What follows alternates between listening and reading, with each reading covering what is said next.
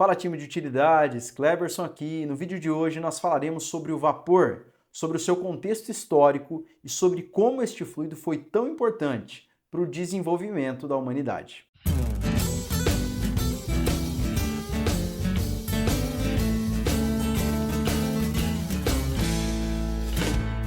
Para compreendermos a importância e o surgimento do vapor, é necessário voltarmos até o século XVII, época marcada pela expansão de diversos processos térmicos.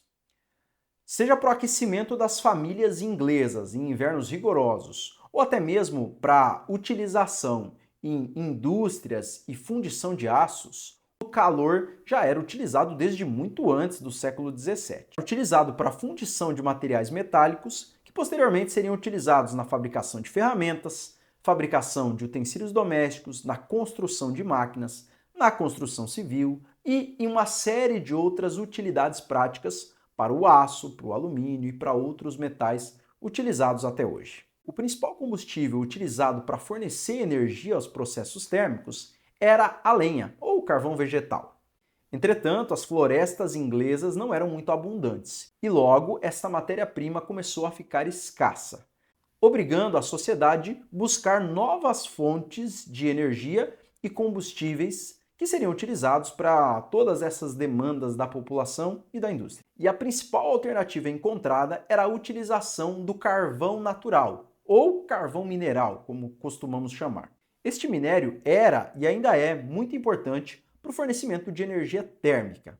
Afinal, possui grande potencial calorífico e, naquela época, já passou a ser utilizado em larga escala. Com a crescente demanda pelo carvão mineral, acelerada por diversos processos de industrialização que vinham acontecendo na Inglaterra, foi necessário extrair essa matéria-prima de minas cada vez mais profundas. E com maiores escavações, a sociedade da época se deparou com um problema. Quando a gente cava, a gente encontra água. E é isso que eles também encontravam. Ao passo que as minas ficavam mais profundas, elas iam furando lençóis e encontrando cada vez mais água. E a água era um problema, porque não permitia que a mineração, a extração deste carvão acontecesse da melhor maneira.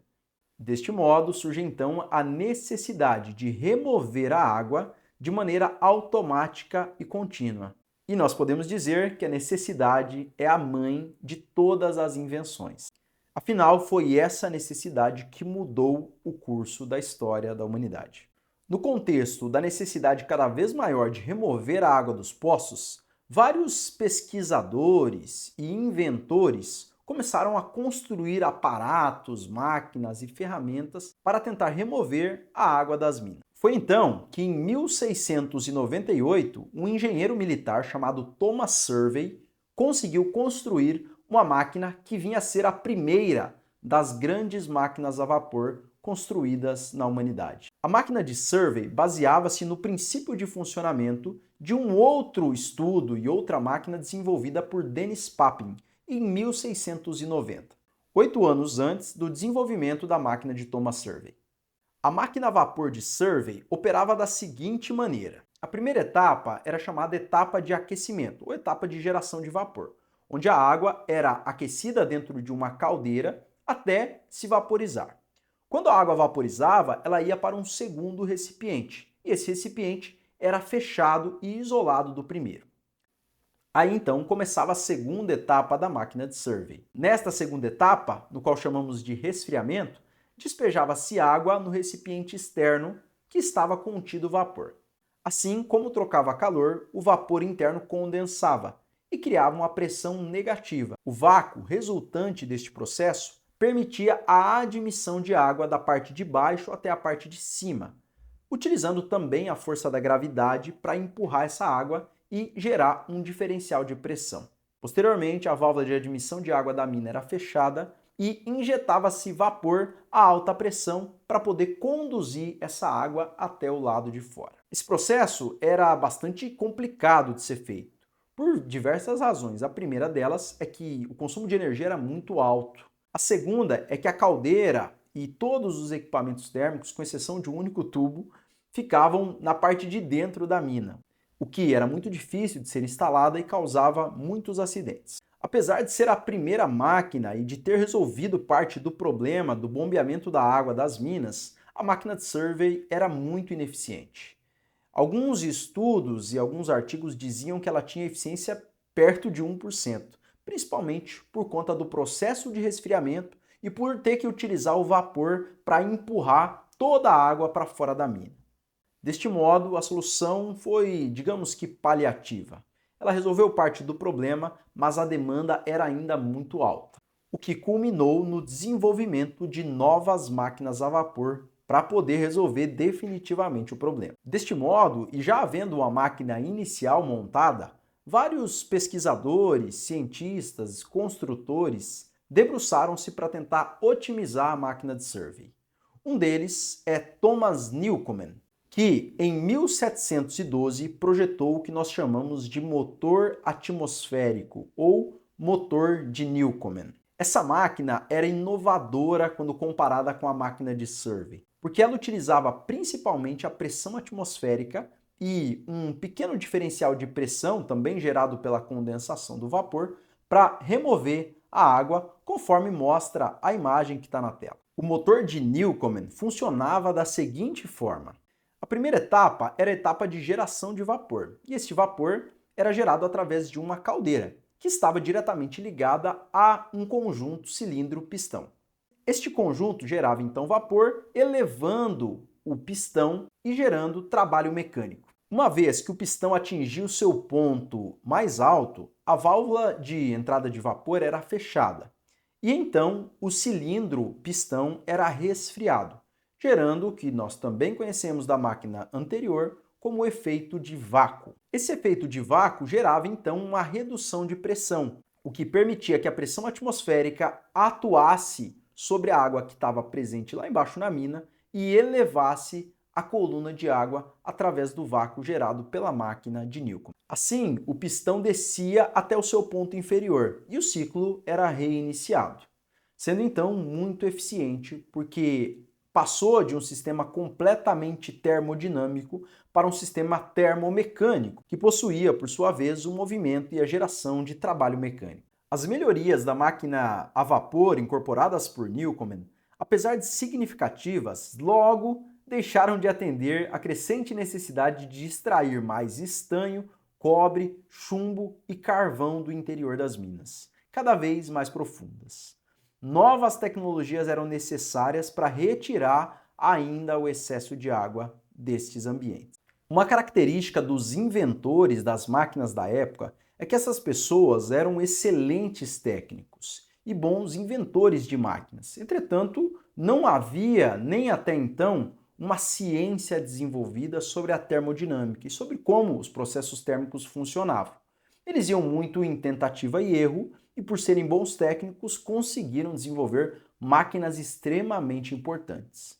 É aí que surge a presença de um terceiro nome, um inventor escocês chamado James Watt. Watt nasceu em 1736 e morreu posteriormente em 1819. O interesse de Watt pelo ambiente acadêmico teve origem após seu insucesso comercial com uma pequena oficina, destinada à construção de equipamentos navais. Após a falência da oficina, ele começou a aplicar os seus conhecimentos e a sua experiência na construção de instrumentos para a universidade. Estando ligado à universidade, James Watt tornou-se cada vez mais curioso e buscou aprimorar os seus conhecimentos com estudo técnico e científico. Foi aí que ele se deparou com uma máquina a vapor construída por Thomas Newcomen e teve a oportunidade de reformá-la. Neste processo, ele não só reformou a máquina de Newcomen, como também desenvolveu importantes mudanças no seu equipamento. O principal desenvolvimento que fez a máquina de Watt ser muito mais eficiente do que as máquinas anteriores foi especialmente que ele não realizou a condensação dentro do próprio cilindro que estava contido vapor. Ele conseguiu desenvolver um método que realizava a condensação de maneira separada. E por não haver esse acréscimo e decréscimo de temperatura, a máquina de Watt era muito mais eficiente do que a máquina de Newcomen. Esta e outras modificações propostas por Watt resultaram em um aumento de potência de 5 vezes e uma redução de consumo de energia térmica na ordem de 75%.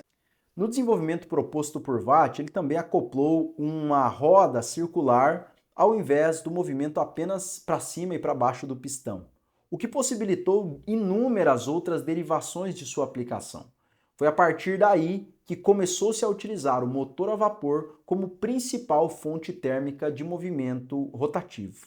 Pode parecer pouco tempo, mas entre o primeiro desenvolvimento da máquina a vapor, proposta por Survey em 1698, e a patente obtida por Watt em 1769, passaram-se aproximadamente 70 anos. Este movimento, que antes era realizado por água, por cavalos e outros animais, ou até mesmo pelo vento, foi agora alternado para o uso do vapor, sendo uma fonte muito mais produtiva de força, de potência e de velocidade, o que culminou naquilo que chamamos de primeira revolução industrial. O desenvolvimento dos saberes técnicos, atrelado ao conhecimento científico proposto nas academias e universidades, foi essencial para o desenvolvimento pleno da máquina a vapor. Depois do desenvolvimento da máquina de Watt, praticamente todo mundo utilizava esta máquina e estes princípios. E até alguns copiavam a máquina de Watt, modificavam alguns outros pontos para tentar conseguir também as suas patentes. Isso resultou então em um boom dentro da indústria inglesa e fez, claro, a Inglaterra tornar-se uma grande potência militar, porque ela era a primeira detentora do conhecimento, do domínio da máquina térmica, utilizando o vapor para gerar potência. Muitos outros cientistas vieram depois, mas nós vamos parar por aqui e dizer que este foi o marco inicial da utilização do vapor. Neste caso e durante este período, muitas revoluções aconteceram, e a principal delas é a mecanização das máquinas e das indústrias a partir do uso do vapor. Mas e aí, você conhecia essa história? Sabe dizer quem foram os próximos cientistas a desenvolver a ciência da termodinâmica depois de Watt? Sabe também dizer quais foram as outras características e condições relevantes que James Watt proporcionou para a humanidade?